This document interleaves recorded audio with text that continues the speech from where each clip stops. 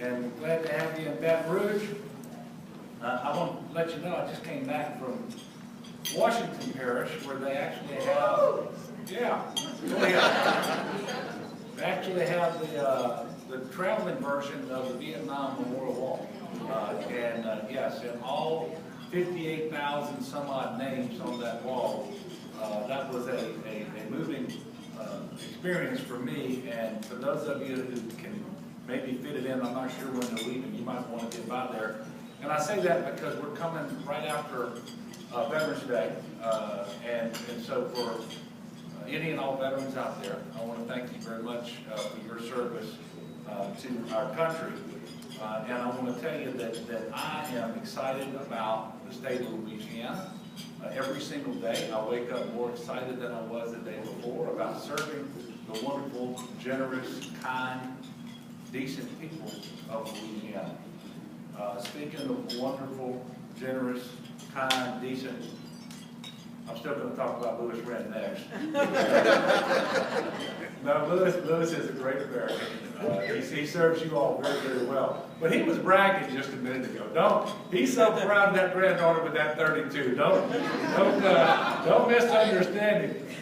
But you know, his message to you is one that I have given to teachers, past and present, over and over, because whatever success I've been able to have in my life is due in large part to the teachers that I have. All of them taught me in public schools right there in Amy, Louisiana. And you know, I was one of the things that Don and I have done that I was so happy with is on Teacher Appreciation Week this past year, we invited all of our former teachers from Amy to come and spend an afternoon with us at the Governor's Mansion. And believe it or not, they all showed up. I'm talking about from first grade to 12th grade, her teachers and my teachers, and of course we had the same teachers for the most part. And that was really a powerful experience for me to be able to tell them how much I appreciate them, not just for what they committed themselves to over their career, but for the really positive difference it's made in my life and in Donna's life. And many of those teachers went on to teach our children. That's how committed they were. My first grade teacher, taught my oldest daughter Samantha when we got out of the Army and moved back to Amy. And by the way, Samantha is now a counselor in the East Baton Rouge school system, working at Dufrock Elementary. And so I'm proud of her. So let me brag on my daughter a little bit. And this is why I'm so excited about the power and the promise of public education. So my daughter, as you all may know, was born with spina bifida. She had learning issues. She had an individual education plan. Her teachers worked with Donna and myself and her, and not just teachers, but the, I think you call them educational diagnosticians and so forth. And over the years, she continued to progress, and by the time she was in the 8th grade, she didn't need her IEP. She then went to Southeastern and graduated and continued on, got her master's degree. And now she is, as I mentioned, a counselor here in East Baton Rouge School System.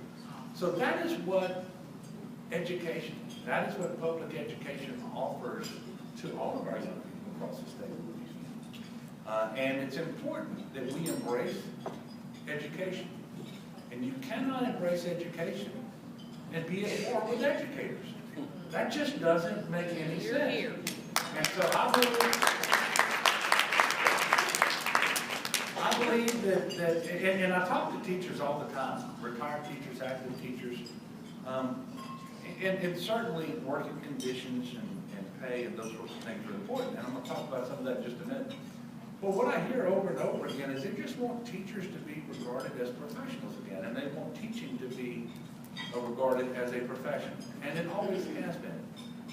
And unfortunately, we've got some people in this state and around the country who have been on a campaign to undermine confidence in public education. And if our students aren't being well served by that, our kids are not not being well served. But they've done that, I think, by trying to go after teachers and blame teachers for all the problems that we have in our society, as if our public school teachers get to decide who it is that comes through their door and sits in their classroom. And you love each and every one of those children. I know that you do. You know, I'll remind you, in case you've forgotten, I'm married to a teacher. And she lets me know.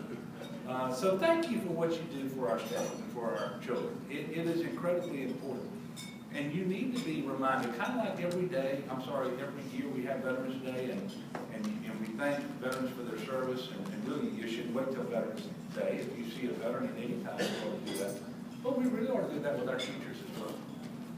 So thank you for your commitment. Thank you for your career choice, because the most precious natural resource that God has entrusted to us, it's not the Mississippi River, the Gulf Coast, it's not the hydrocarbons in the ground, it's not the soil, it's not the trees, it's not the fisheries, it's our kids. Yep. And you are with our kids every single day.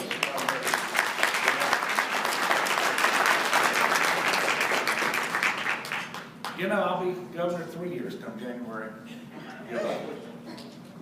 3 years. And I will tell you, 3 years ago, when I came into office, on that cold day, beautiful day. Thank y'all for being with me on that.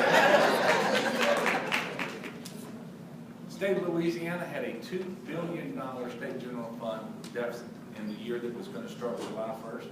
We had over $1 billion deficit to close out that fiscal year. Unemployment was in the mid-sixes. We had disinvested in higher education more than any other state in the nation over the previous 8 years. We had raised tuition more than any other state in the nation over those 8 years. I mean, it was tough. It was really tough. But I'm proud to tell you that when we closed the books out on June 30th, 2018, for that fiscal year, we ran a $300 million surplus. Our state was doing so much better.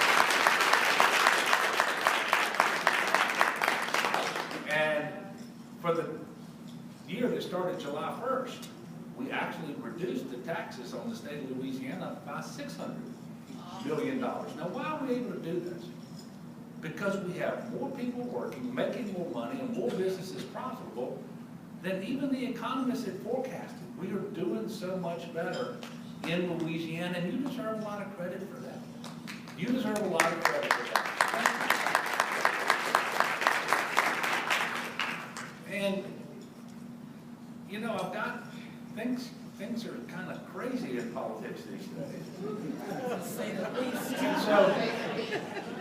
so I have political opponents, and in anything I do, they have to attack. Anything that happens while I'm governor has to be bad. So they started saying, well, surpluses are bad.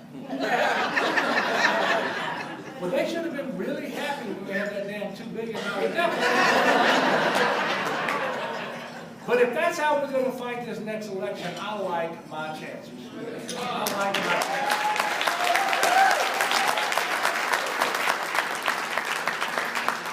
So I'm excited about where we are.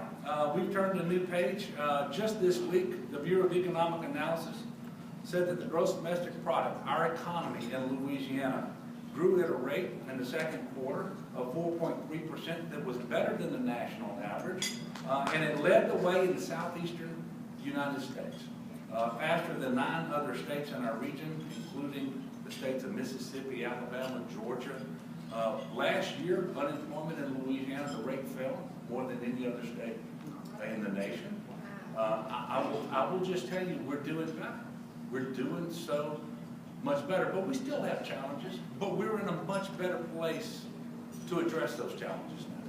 We can address them from a position of strength rather than a position of weakness. And one of the things that made us strong is that on the first full day that I was governor, I signed an executive order that expanded Medicaid, and I will tell you that we have cut the rate of uninsured in our state in half since I've been governor, to the lowest point ever in the history of the state.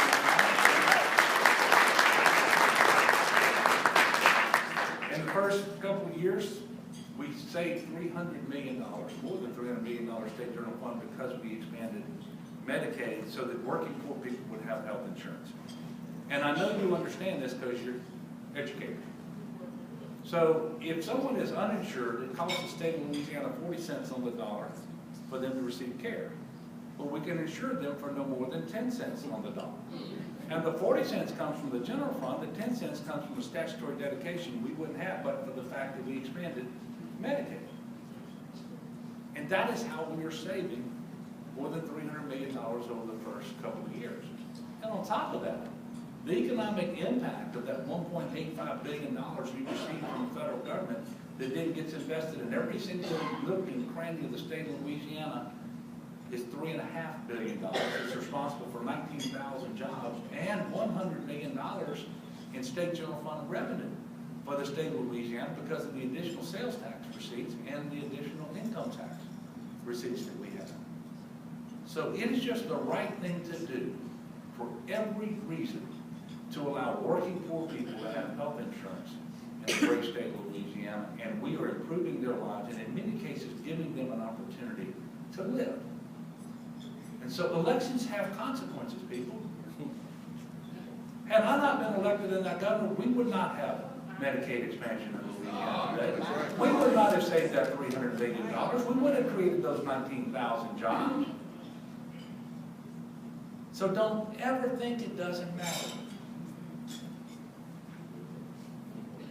Today, you're looking at a governor for the first time in 4 decades can tell you the state of Louisiana does not have the nation's highest incarceration rate.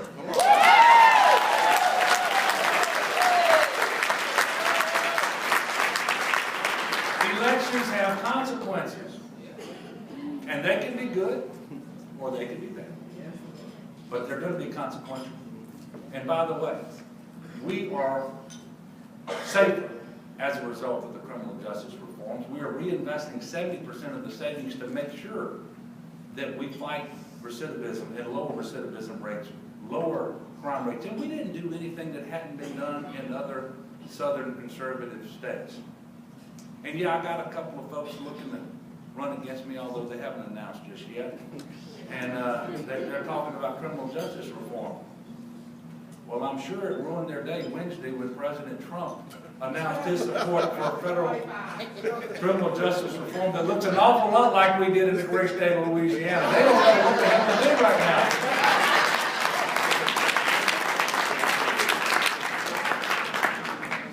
So I'm excited about what we've been able to accomplish. We're funding higher education again. We're meeting our obligations to students with TOPS.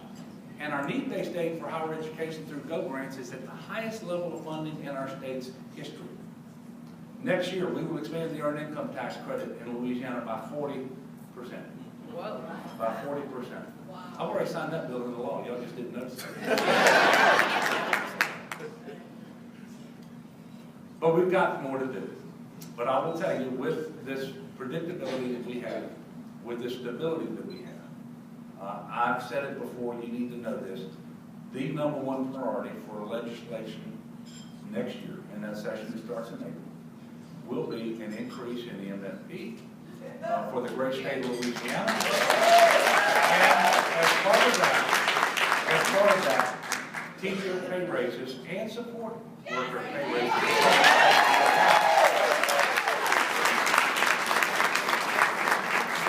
So we will do the MFP increase.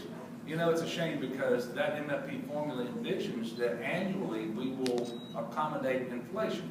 So we will increase the funding by about 2.75% each year. And if you do that, you don't lose ground. Well, we've only done it about 1.5 times in the last 10 years. And so we actually, if you look at what inflation has done, we have lost ground in the state of Louisiana, and we need to fix that. Well, we've lost ground too, because 1/2 of all the MFP increases go to pay increases. When you don't increase the MFP, you're not increasing pay, and so while 10 years ago we were at the Southern Regional average, today we're about $2,200 below the Southern Regional average.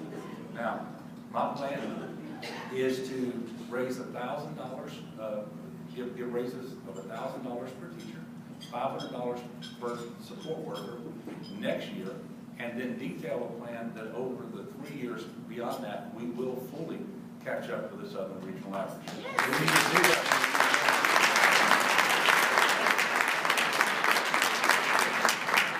You and I know that the number one ingredient, the most important thing we can do to make sure we're delivering quality education and giving our children every opportunity to succeed is to have a professional, highly motivated teacher in every single classroom who is teaching in the area of their certification. Yes. Today, 35% of the students in the state of Louisiana are being taught either by a teacher who is not certified or one who's teaching outside of the area of certification. We also have issues with attracting and retaining teachers. For the first time that I can remember, and we have teachers who are advising their children to do something other than teach. And that is not in our best interest. That doesn't bode well for us. Teaching typically runs in families for multiple generations. You all know that. I'm talking to people in this room, and probably most of you your parents, one of them was a teacher, and maybe your grandparent. We got to get back to that.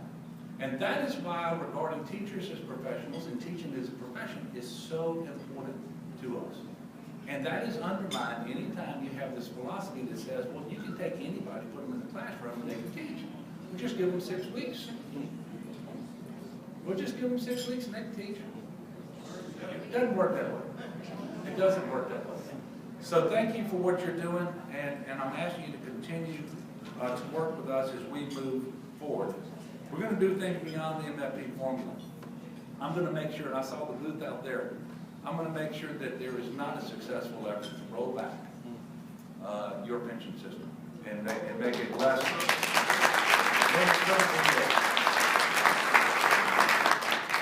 You know, my mother is a retired state worker, and that point was driven home very strongly to her when my dad died that she doesn't get Social Security.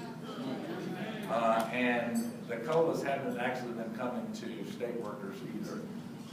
And so we have to make sure that we protect that system because, again, if we want to attract and retain the very best teachers, we've got to make sure that there is a benefit that allows them to do that. And we have to be mindful that that benefit has to be sufficient to allow dignity and security in retirement because they cannot count on Social Security. And I know that the contributions that we're making for the normal cost of our pension systems is less than the state would pay if you were in Social Security. So you tell me how we're going to do better than that. And so when people start talking about the need for pension reform, for the most part, they're not even talking about a problem in Louisiana. They're parroting talking points that they're hearing from elsewhere in the country. So I will always make sure that teachers and state workers have an adequate pension system to make sure that we have dignity and security in retirement. And I want to make sure that you're safe in your classrooms. I want to make sure that your children are safe in their classrooms. And I will tell you, the idea was floated. I didn't support it. I don't support it. The answer is not arming our teachers. It is not.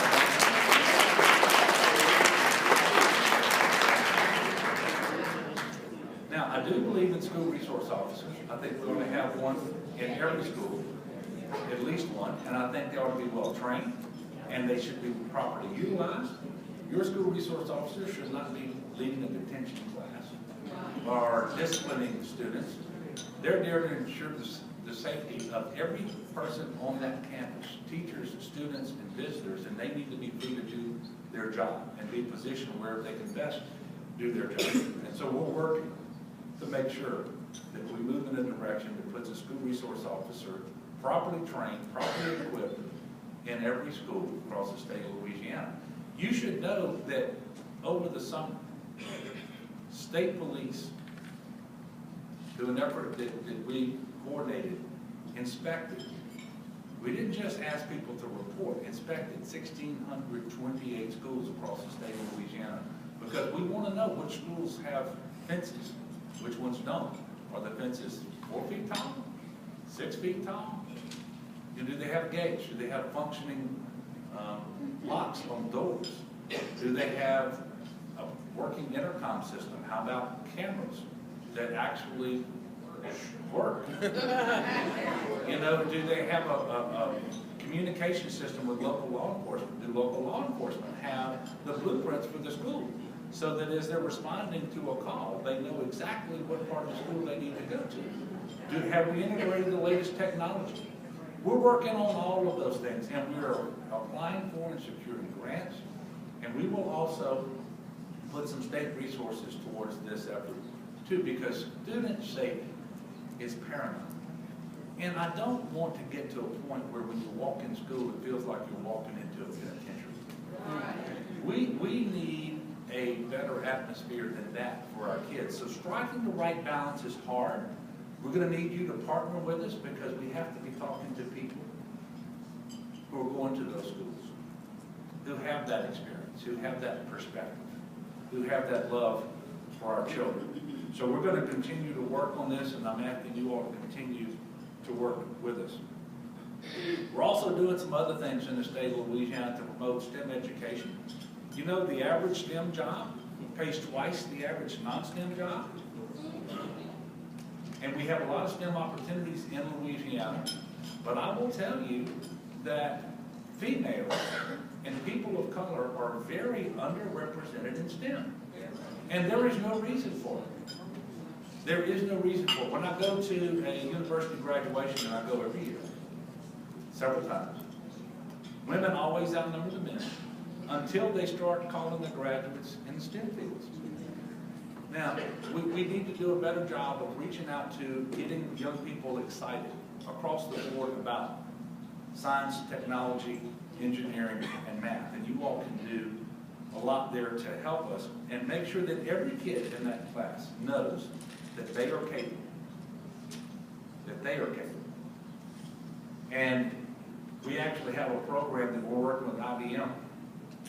And there's this Pathways in Technology, Early College, High Schools. It's called the P-TECH program, where at no cost to the students, while they're in high school, they can actually get an associate's degree in the STEM field. And like I said, IBM is doing that. We're working with other companies to try to expand that. But we have to do more in Louisiana to promote STEM, because that's where many of the jobs are today. And that's where the jobs of tomorrow are going to be. Just yesterday, I was in Convent, Louisiana, announcing a $1.25 billion investment in a chemical facility there.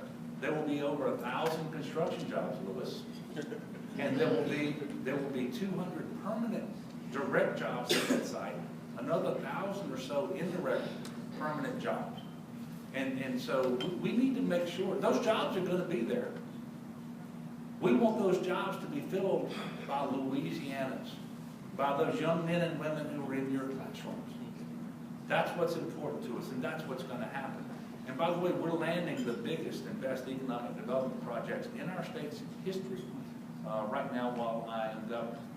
Yesterday, USA Today announced that Lake Charles has had the most growth in employment of any city in the United States of America.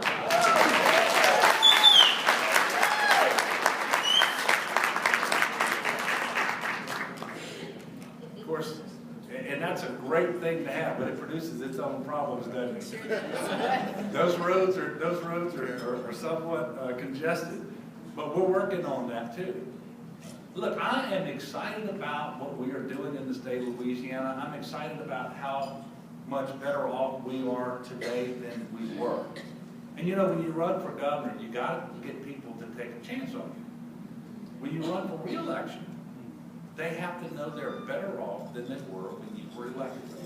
We can make that case every single day and at night, on Sundays, whenever that case is there to be made. That's why I feel so good about that.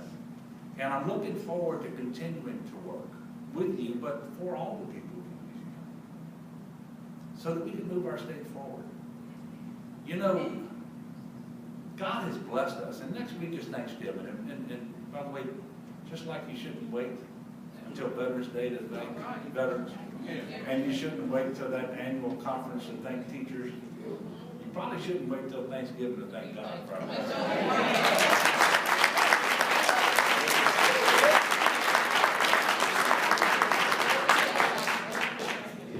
But he has so richly blessed this day.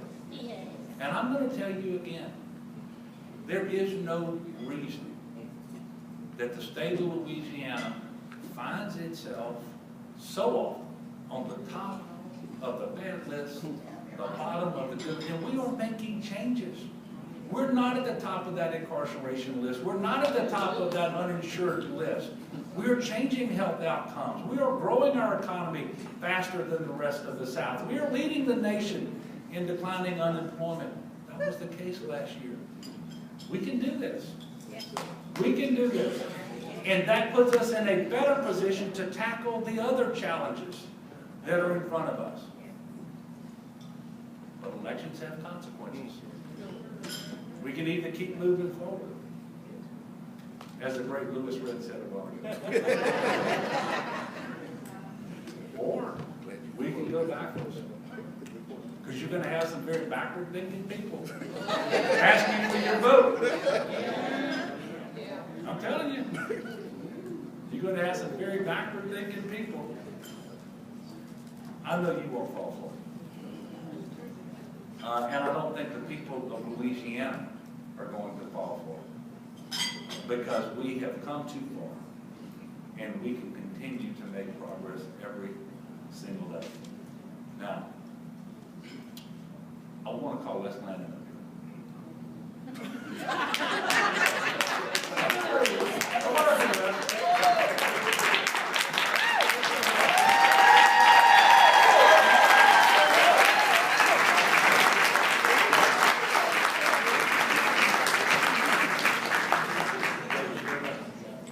So Les, he's had all the good stuff he can stand. He's going to retire. Y'all do know that's what the tall cat said to the polecat, right? I shouldn't have done that. All right. Les Landon has been serving this organization and you all so well and so long that I wanted to issue an official statement as governor and in the name of and by the authority of the state of Louisiana. Together with all of our citizens, to give special recognition to Les Landon in acknowledgement of his retirement. He's still got 2 months to work for you. After 32 years of dedicated service to the Louisiana Federation of Teachers.